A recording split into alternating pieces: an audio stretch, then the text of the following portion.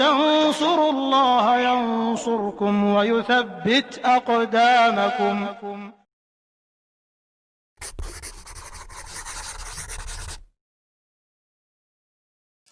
Assalamualaikum warahmatullahi wabarakatuh. Alhamdulillahi rabbil alamin, wassalatu wassalamu ala ashrafil mursalin wa ala alihi wa sahbihi ajma'in, wa asyhadu an la ilaha illallah wahdahu la syarikalah wa asyhadu anna muhammadan abduhu wa rasuluh sallallahu alaihi wa ala alihi wa sahbihi wa sallama tasliman katsira wa ba'du. Kitabuz Zakah, bab tentang zakat. Qala al-musannifu rahimahullah, Al-Qadhi Abu Syuja', tajibuz zakatu fi khamsati asya'a wa hiya al-mawashi wal athman waz zuru'u wath thimar wa urudut tijarah. Kewajiban zakat ada pada 5 hal. Yang pertama adalah al-mawashi, binatang ternak. Bentuk jamak mufradnya al-masyiyah. Zakatnya disebut dengan zakatul masyiyah.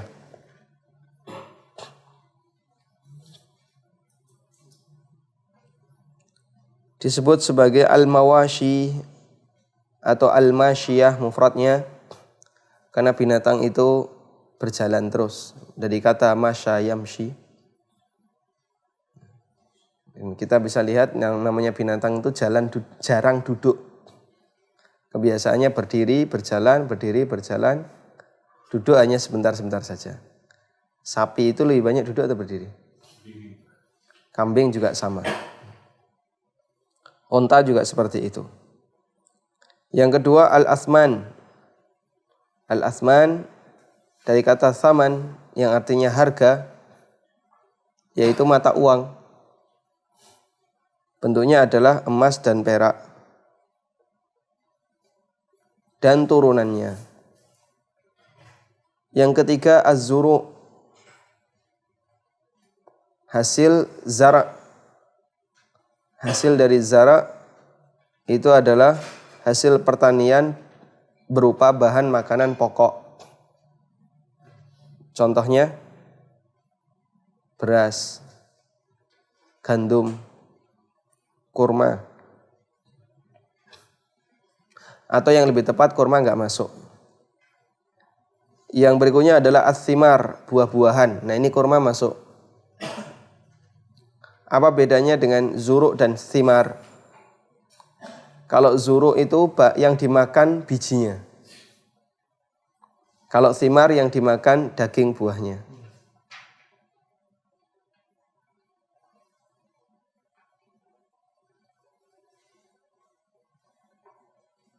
Antum tazra'unahu am nahnul zari'un. Nah itu untuk hasil yang dimakan bijinya, beras, gandum. Terus apa lagi? Dan rata-rata bahan makanan pokok yang dimakan itu bijinya. Jagung. Kemudian ada bahan makanan yang dia dimakan daging buahnya, bijinya dibuang. Seperti kurma, zaitun. Yang itu disebut dengan samarah. Allah Subhanahu wa taala menyebut dirinya falikul habbi wan nawa. Zat yang membelah al-hab, biji-bijian, wan nawa dan biji-bijian. Apa bedanya antara al-hab wan nawa? Al-hab itu biji-bijian yang dimakan. An-nawa itu biji dari daging buah.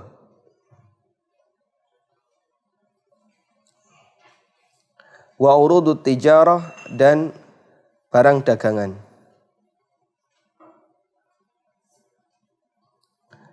Nah, dan zakat memiliki dua asal kata.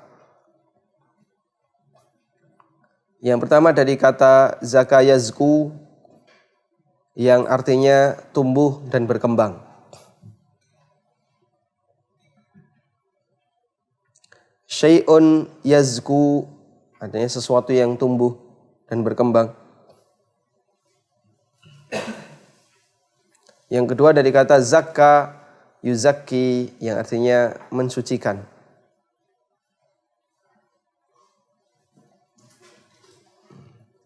Allah Ta'ala berfirman, khudh min amwalihim sadaqatan tutahhiruhum wa tuzakkihim biha. Ambillah harta mereka sebagai zakat yang membersihkan mereka dan mensucikan mereka biha dengannya, yaitu dengan sedekah atau zakat tadi. Dan dalam Al-Quran, dan kita tahu kaitan istilah zakat dengan asal-usul makna bahasanya, karena zakat itu mensucikan harta dari kotoran-kotoran, ya, sehingga disebut oleh Nabi SAW ausakhun nas, kotoran manusia. Karena di situ ada hak orang lain, yaitu fakir miskin. Ada hak orang lain, yaitu fakir miskin, yang berada di tangan orang kaya.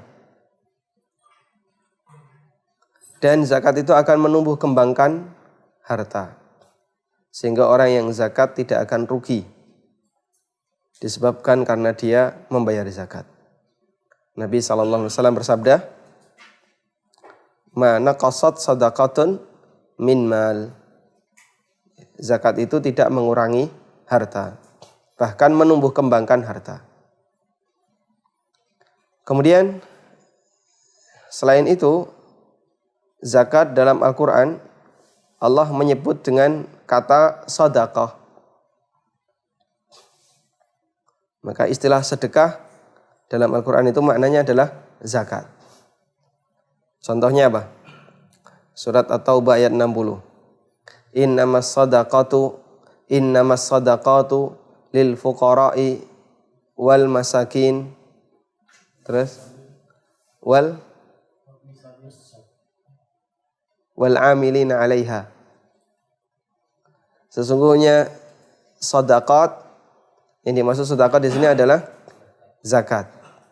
Itu diberikan kepada 8 asnaf. Innamas sadaqatu lil fuqara'i wal masakini wal amilina 'alaiha wa ibnis sabil. Urutan yang keempat apa?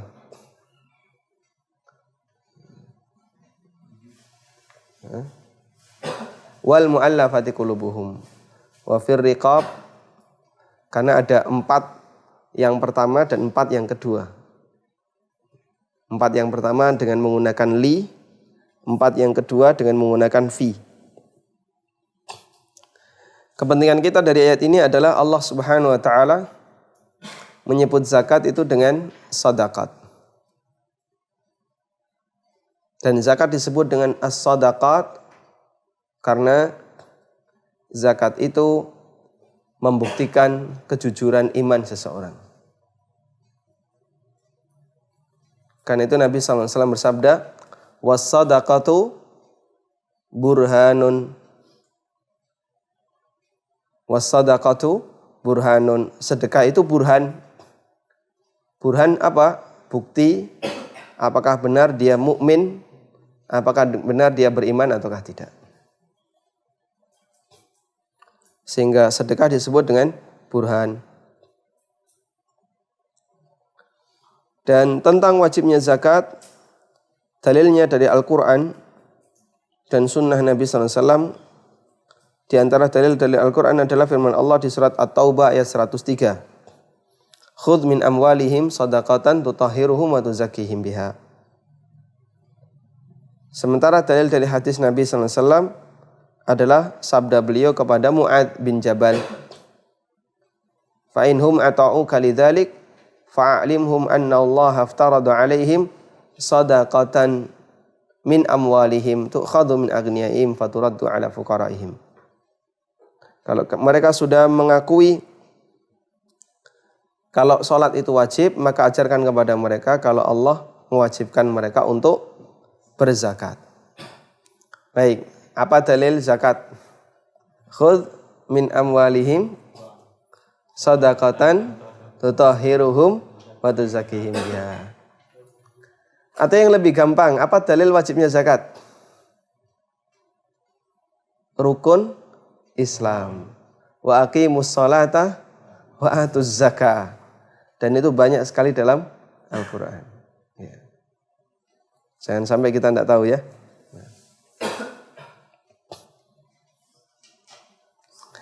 Tayyib. Sedangkan dalil dari hadis apa? Hadis dari Mu'adz bin Jabal. Atau sebenarnya yang lebih cocok adalah tentang rukun Islam. Bunyal Islamu ala khamsin syahadatu alla ilaha illallah dan seterusnya. Dan di antaranya adalah wa ita'iz zakah dan menunaikan zakat. Nah, kita akan baca yang pertama untuk zakatul mawashi. Zakat al-mawashi. Fa'ammal mawashi, untuk zakat mawashi, fatajibuz zakatu, zakat ini wajib untuk 3 jenis. Minha, hanya kembali ke mana? Hanya kembali ke mawashi. Dikasih tanda ya, latihan apa? Menerjemahkan. Hanya dikasih tanda, terus kasih tanda kata sebelumnya yang menjadi rujukan ha dengan tanda yang sama.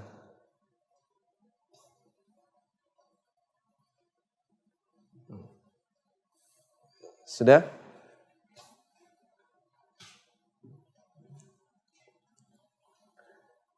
Karena al-mawashi itu banyak. Yang wajib dizakati hanya 3. Yaitu ibil, bakor, dan gonam. Unta, sapi, dan kambing.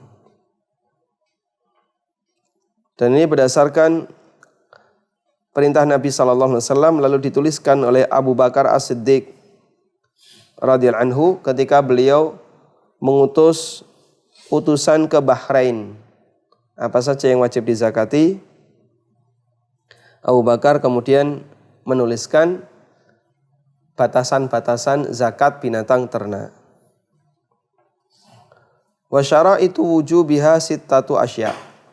Syarat wajibnya ada 6. Syarat wajib ada 6. Syarat wajib itu apa? Kondisi di mana jika orang memenuhi keadaan ini maka dia wajib zakat. Ada syarat sah, ada syarat wajib. Bedanya apa?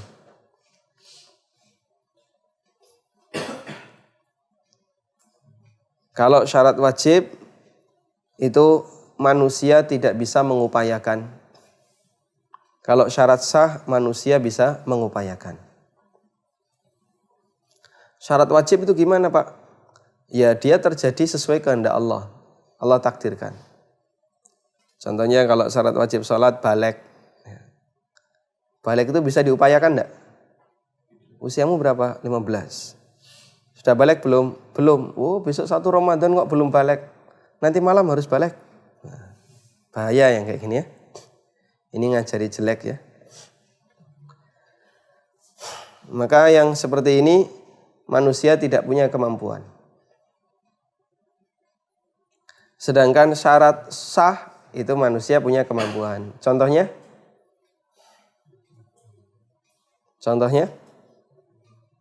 Wudu sebelum sholat.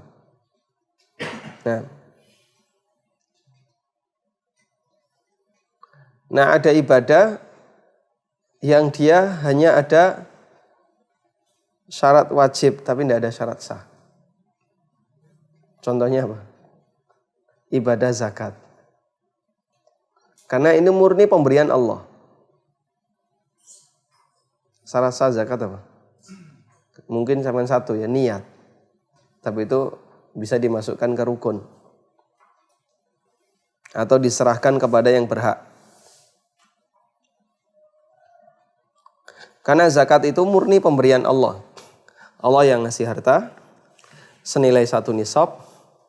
Allah yang mempertahankan harta itu selama 1 tahun sehingga tidak kurang dari 1 nisab. Terus tinggal dikeluarkan. 2,5% atau sesuai dengan ukuran dari masing-masing jenis zakat. Yang pertama Islam. Maka orang kafir enggak wajib zakat. Kalau ngasih zakat hukumnya nggak sah. Tapi boleh diterima sebagai donasi. Wa ma manahum an tuqbala minhum sadaqatuhum illa annahum kafaru billahi wa binabiyhi. Tidak ada yang menghalangi mereka untuk diterima amal sedekah mereka selain karena mereka kufur kepada Allah. Sehingga karena kafir maka tidak diterima oleh Allah. Yang kedua hurriyah, merdeka.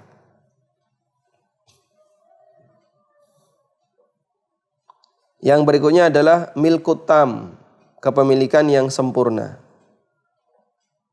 Yang dimaksud dengan milkut tam, harta itu bukanlah harta yang masih sengketa atau masih dimiliki oleh orang lain.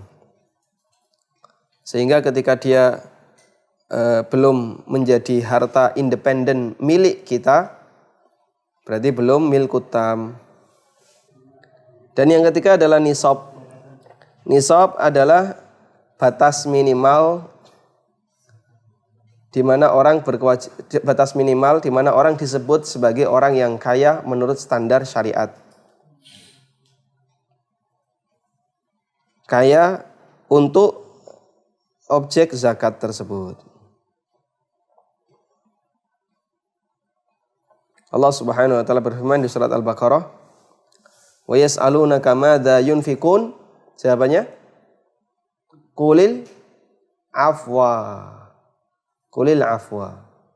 Wa yas'alunaka madza yunfikun. Mereka bertanya kepadamu wahai Muhammad, apa yang harus mereka infakkan? Qul, jawablah, al-afwa. Dan makna al-afwu adalah sisa dari kebutuhan pokok. Sisa dari kebutuhan pokok, sehingga tidak ada zakat yang dia mengurangi kebutuhan pokok. Makanya Nabi SAW mengatakan as-sadaqatu an dhahril ghina. Yang namanya zakat itu setelah terpenuhi kebutuhan pokok. Berikutnya adalah al-haulu. Masa 1 tahun. Berdasarkan sabda Nabi SAW, laisa fi mali zakatin hatta yahula alaihi al-haulu. Tidak ada zakat untuk harta sampai dia bertahan selama setahun. Dan yang terakhir, yang ke berapa? 6 adalah saum. As-saum artinya adalah binatang itu digembalakan.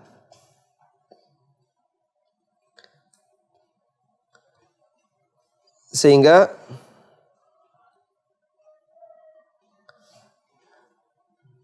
ketika binatang itu dikasih makanan dari misalnya fermentasi atau makanan-makanan khusus, dia tidak dikembalakan, maka tidak wajib dizakati. Sehingga ada peternakan sapi, tapi sapi itu makanannya dihidangkan, bukan suruh nyari sendiri. Maka dia tidak memenuhi standar as-saum, sehingga tidak wajib zakat. Namanya apa? As-saum.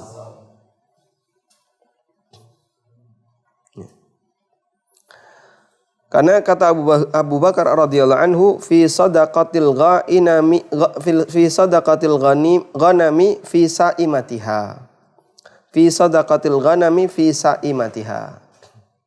Zakat untuk kambing yang mengalami sa'imah, yaitu yang dia digembalakan. Nah, sekarang kita akan bahas maka sebutan lain dari zakat ternak itu zakatus sa'imah, yaitu zakat binatang yang digembalakan. Ini beda dengan syaima ya. Sa'imah itu artinya yang digembalakan. Jangan dikasih nama anaknya Sa'imah. Kalau Syaimah enggak apa-apa.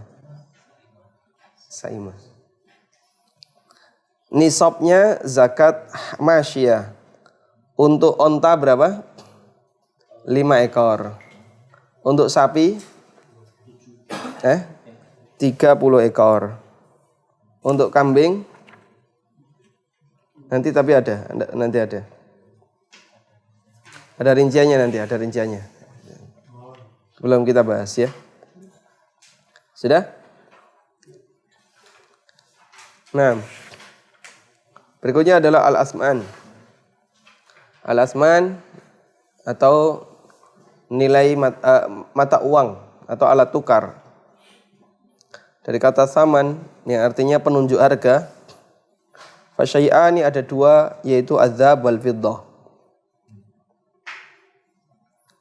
Dan Allah Subhanahu wa taala mengancam di surat At-Taubah, walladzina yaknizuna adzaba wal fiddata wa la yunfiquna fi sabilillahi fabashshirhum bi'adzabin alim.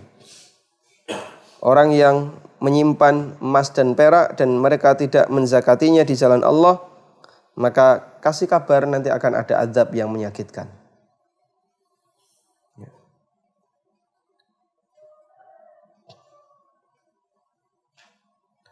Dan disebutkan dalam riwayat Bukhari, tafsir dari Ibnu Umar radhiyallahu anhuma, man kanazaha falam yuaddi zakataha fawailun lahu, innama hadza kana qabla an tunzalu zakatu falamma unzilat ja'alaha tahran lil amwal.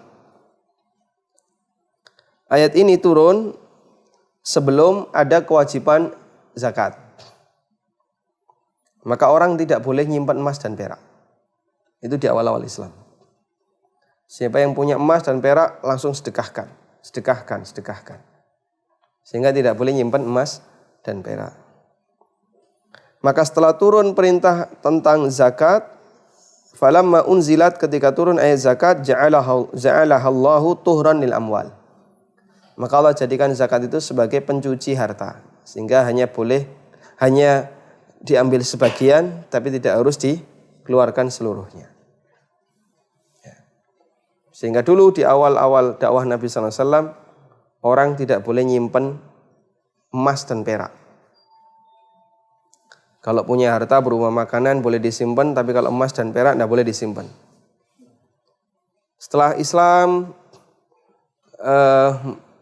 mulai kuat dan banyak kaum muslimin yang memiliki banyak harta, Allah memberikan keringanan. Boleh nyimpan emas dan perak dengan syarat sudah dibayarkan zakatnya.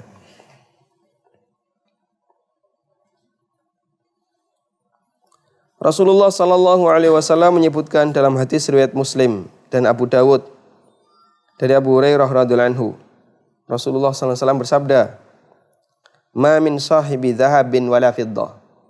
Setiap pemilik emas dan perak, la yuaddi haqqaha, sementara dia tidak menunaikan kewajibannya, illa idza kana yaumal qiyamati suffihat lahu safaih min nar. Maka kelak di hari kiamat harta itu akan dijadikan sebagai lempeng logam min narin, dari api. Fa'uhma 'alaiha fi nari jahannam, kemudian dia disetrika di atas lempeng yang panas itu di atas neraka. Fayukwa biha jabnuhu wa dhahruhu fakullama baridat u'idat lahu fi yaumin kana miqdaruhu 50 alfasana. Maka dia diistrika batuknya, punggungnya, setelah mendingin dikembalikan lagi, kemudian istrika lagi pada satu hari yang lamanya selama 50.000 tahun, hatta yuqda bainal ibad, sampai selesai hisab. Berarti orang ini sudah mendapatkan hukuman sebelum hisab. Sehingga ada manusia yang dia sudah dihukum sebelum dia diberi hisab. Salah satunya adalah tidak mau membayar zakat. Ya. Maka disetrika batuknya, disetrika punggungnya, disetrika samping kanan, samping kirinya, Ketika sudah pulih, mendingin, kembalikan lagi, disetrika lagi. Dalam waktu yang 1 hari itu sama ukurannya dengan 50.000 tahun. Kemudian setelah itu baru dilaksanakan hisab. Hatta yuqda bainal ibad. Sampai diselesaikan hisab antara sesama hamba. Nah ini yang disampaikan oleh para ulama. Ada orang yang dia dihukum oleh Allah sebelum dihisab. Salah satunya adalah orang yang tidak bayar zakat. Dan banyak sekali orang yang nggak ngerti tentang zakat. Para petani yang nggak ngerti zakat banyak. Orang-orang kaya, pedagang yang nggak ngerti zakat banyak. Saya ketemu orang yang dia ketika mendengarkan tentang penjelasan masalah zakat, dia bilang baru tahu saya ternyata ada zakat kayak gini. Ngertinya zakat itu ya zakat fitrah saja. Padahal duit dia banyak, dia pejabat. Duitnya miliaran saya kira. Tapi dia bilang, duit saya itu tak pakai bangun masjid. Tak salurkan untuk bangun masjid, santunan anak yatim. Padahal itu bukan zakat, gak ada niat zakat. Cuman disalur-salurkan saja. Sehingga orang ini berarti selama wallahu alam berapa tahun dia nggak bayar zakat. Ada juga pengusaha properti yang dia lama nggak zakat karena nggak ngerti. Begitu ngerti, langsung dia keluarkan zakatnya 500 juta. 500 juta itu 20 M yang dizakati. Sehingga ketika orang tahu tentang ancaman seperti ini, maka dia akan lebih waspada. Dan masih banyak orang yang nggak ngerti tentang bagaimana cara bayar zakat dan nggak ngerti ngitungnya, nggak punya perhatian terhadap zakat, karena dia nggak pernah mendengar tentang seperti ini. Maka setiap orang yang punya harta berkewajiban untuk ngitung hartanya agar pas waktu zakatnya. Nah itu yang sering dilupakan. Setelah tahu tak hitung mas, atau dihitung tidak apa-apa kalau memang kurang dari 1 nisab.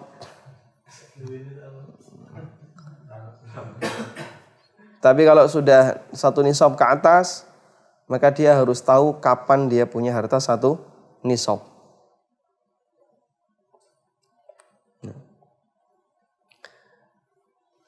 Dulu waktu Ramadan kita sampaikan seperti itu, dan zakat itu tidak ada hubungannya dengan Ramadan. Karena masing-masing bulan zakat individu itu beda-beda. Ada yang di Ramadan, ada yang di Dzulqa'dah, ada yang di bulan-bulan yang lain. Allah Subhanahu wa taala memberikan kemampuan bagi sang hamba di waktu yang berbeda-beda. Kemudian syarat wajib zakat mal ada 5. Yang 6 kemarin atau yang 6 tadi kurangi 1 yaitu as-saum. 5 itu apa saja? Islam, hurriyah, milkut tam, nisab, haul. Hafal ya? Coba diulang.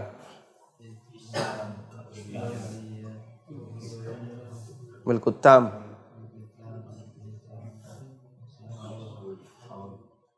Apa yang dimaksud milkut tam? Hak milik. Maksudnya gimana?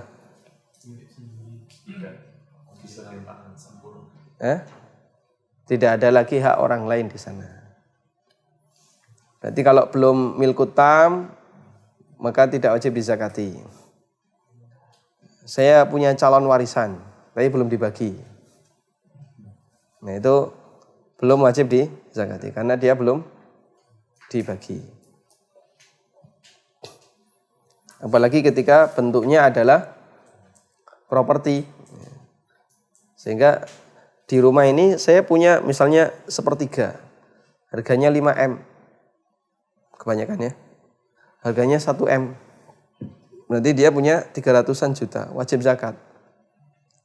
Tapi bentuknya masih rumah dan dia belum dapat jatah 300 juta, ya tidak bisa apa-apa. Nah, kita perhatikan dari mulai zakat mawashi dan zakat athman, di situ tidak ada syarat balik. Anda nggak coba dilihat, ada syarat balik? Nggak ada. Ada syarat berakal? Nggak ada. Di situ tidak ada syarat balik dan tidak ada syarat berakal. Berarti orang yang belum balik atau tidak berakal wajib zakat enggak?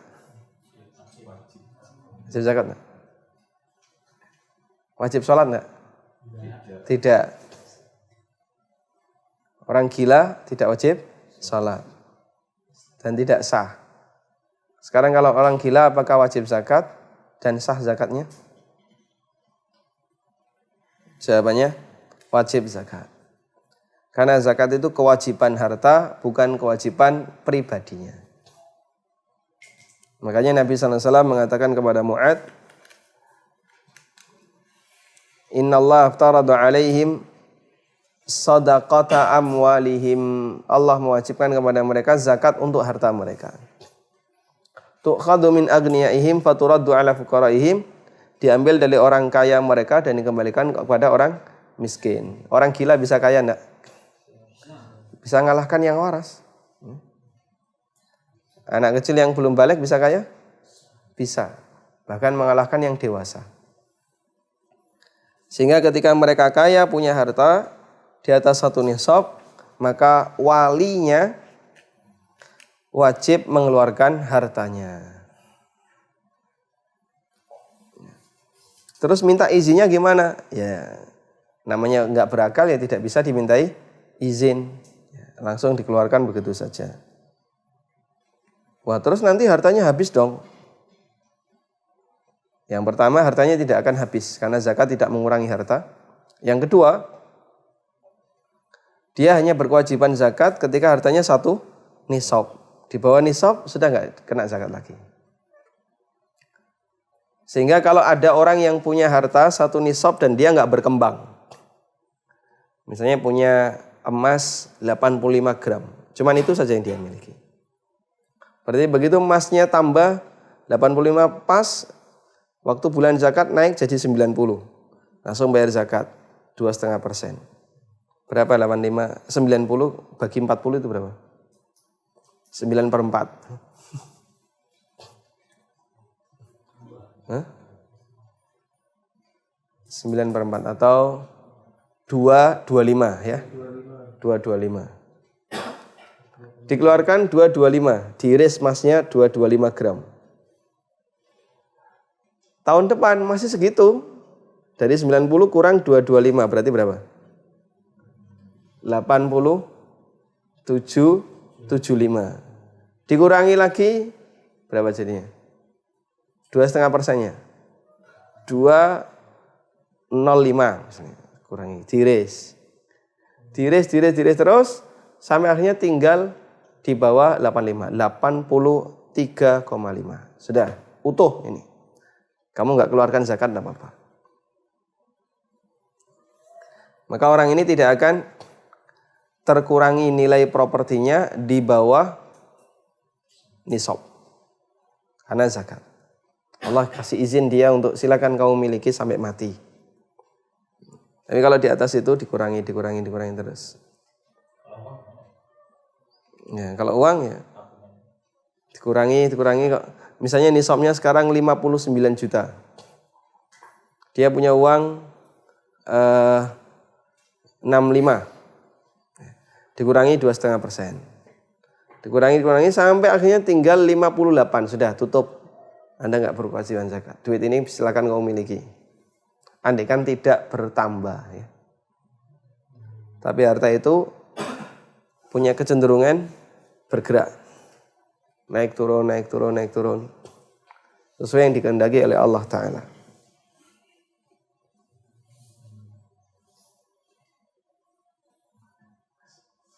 Begitu?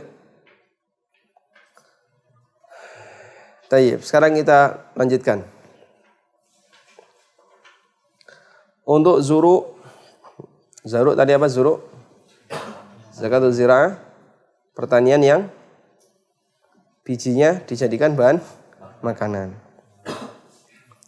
Maka wajib zakat dengan 3 syarat. Yang pertama ayyakuna mimma yazra'uhul adamiyun. Yang pertama adalah objek itu ditanam oleh manusia. Sehingga kalau tidak ditanam manusia enggak dihitung. Misalnya ada 1000 burung pipit, burung gereja, ya, membawa tangkai beras kering, 1 tangkai. Terus mereka terbang ke sebuah sawah, kemudian di situ digogrok nih.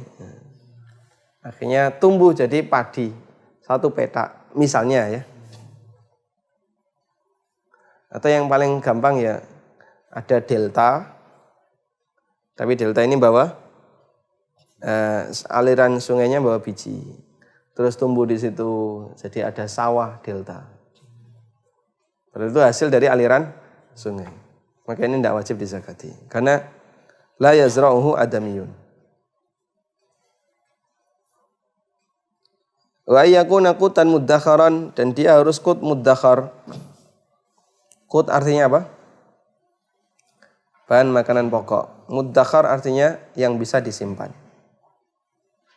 sehingga dia tidak rusak ketika disimpan.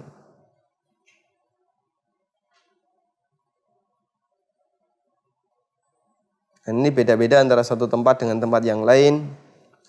Bisa bentuknya al-qumh atau asy-sya'ir atau al-hims atau al-ful. Ot itu apa? Tahu ot? Itu gandum. Nah? Bukan ya? Iya, ot. Itu gandum. Semacam gandum. Nah, itu ada istilah-istilah, ada al-qumh, ada asy-sya'ir. Ya, ot itu yang mana wallahu a'lam.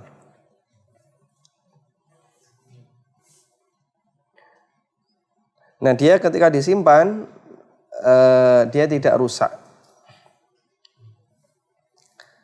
Sehingga dia bisa dijadikan sebagai bahan makanan pokok, qut muddakhar.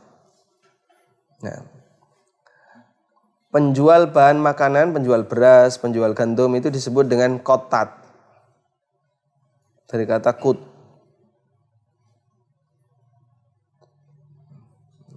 Dan Nabi SAW bersabda, la yadkhulul jannata qottat.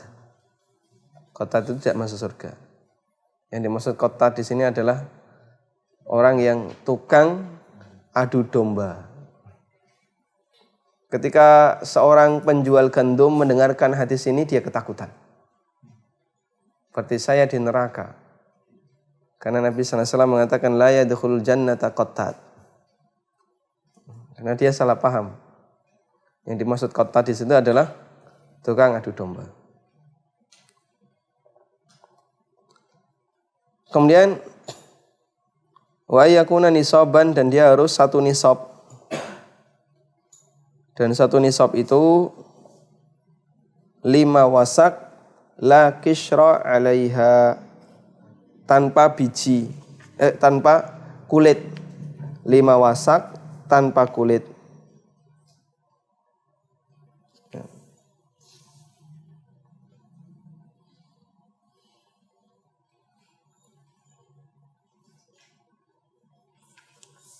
Ini berdasarkan beberapa hadis di mana Nabi SAW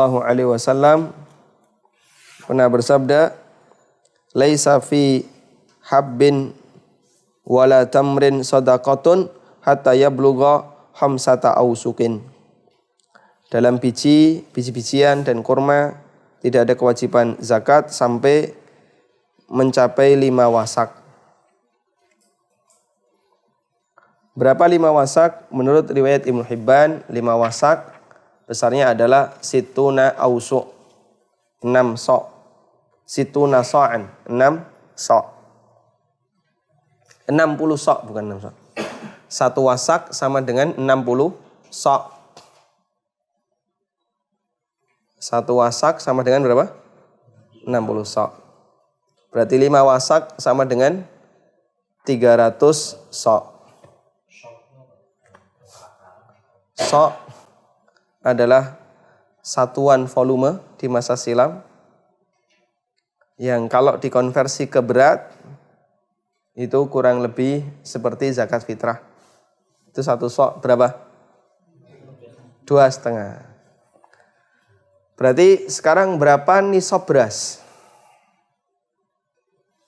300 kali 2,5, 750. 7,5 kintal.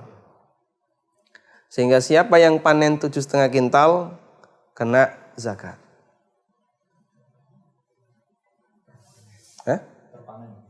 Per panen. Begitu panen bayar. Sebanyak 5-10%.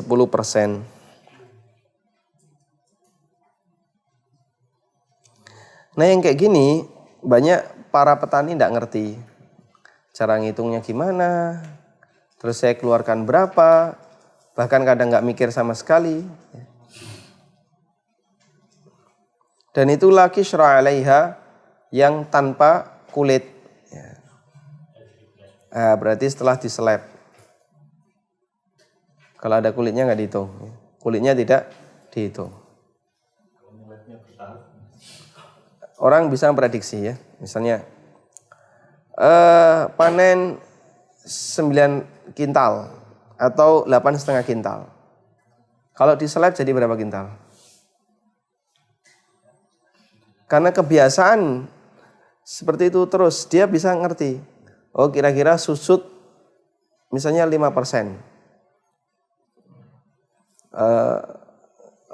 Gabah itu susut berapa persen? Ya petani ngerti ya, sehingga nanti dia bisa memprediksi. Berarti kalau saya panen sekian, ini nisab.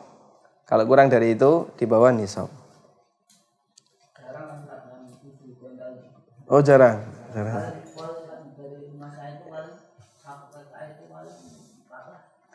Itu Bantul ya, tapi kalau Seragen, Delanggu itu mereka sekarang pakai mesin. Nggak kayak dulu pakai manusia. Pakai mesin itu bisa 1 ton, bisa berton-ton ya, ketika panen. Nah, untuk buah-buahan yang wajib dizakati ada 2, yaitu kurma dan anggur. Berdasarkan hadis dari Ittab bin Usaid radhiyallahu an, beliau mengatakan amara Rasulullah sallallahu alaihi wasallam ayyukhrasal inabu kama yukhrasun nakhlu wa tu'khadhu zakatuhu zabiban. Rasulullah sallallahu alaihi wasallam memerintahkan untuk mentakhris, yaitu memprediksi anggur sebagaimana orang memprediksi kurma, dan diambil zakatnya berupa zabib. Kama tu'khadhu shadaqatun nakhli tamron, sebagaimana kurma itu yang wajib dizakati adalah tamar, bukan rutop. Karena kalau rutop lebih berat, tamar lebih ringan. Tamar kurma kering, rutop kurma basah.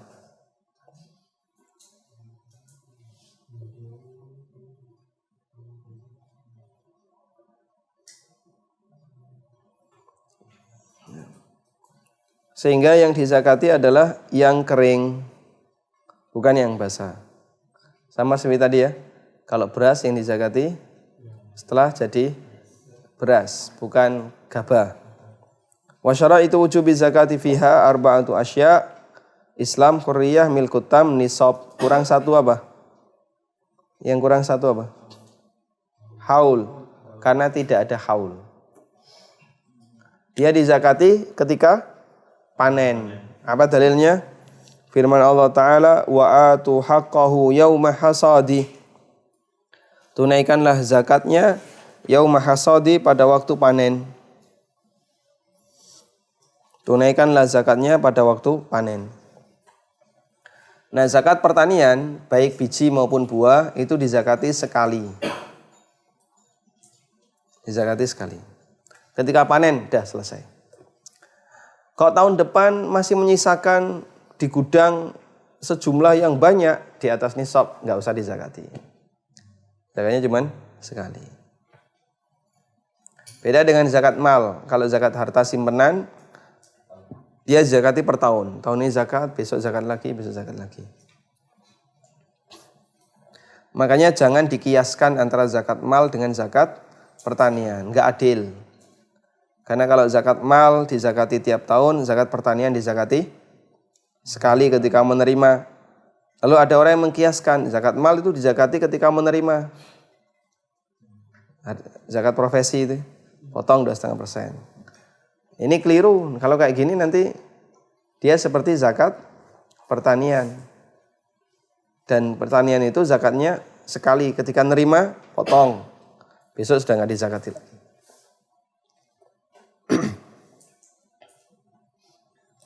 Wa amma urudu tijarah. Untuk urudu tijarah, maka wajib zakat dengan syarat seperti yang disebutkan dalam zakat asman. Ada 5 tadi ya.